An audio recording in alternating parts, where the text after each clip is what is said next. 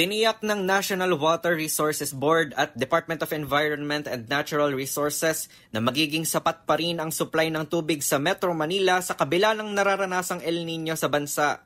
Kaugnay ito ng napipintong pagbabawas ng alokasyon ng tubig sa mga water concessionaire sa National Capital Region dahil sa pagbaba ng level ng tubig sa Angat Dam. Ayon kay NWRB Chairman at DENR Undersecretary Carlos Primo David, maagang pinaghandaan ng pamahalaan ang epekto ng El Nino sa bansa ngayong taon. Actually, kung yung preparation natin for El Nino nagsimula pa nung June of 2023, dahil maaga yung preparation natin at saka meron na rin konting swerte dahil yung hanging amihan medyo tumagal.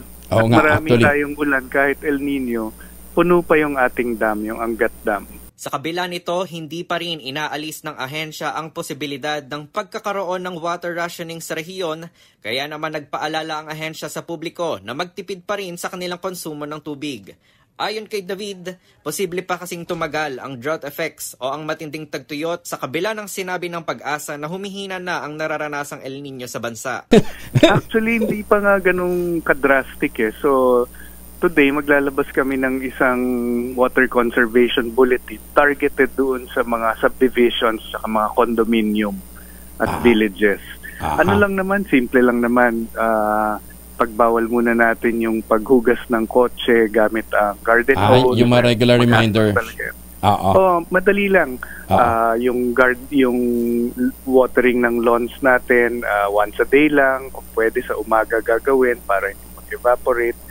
So, at saka syempre mag-report ng leaks at konting tipid sa konsumo ng tubig sa bahay actually goes a long way. So, hindi na tayo kailangan mag-rationing. Ayon kay David, 70% na lamang ng Metro Manila ang nakadepende sa Angat Dam.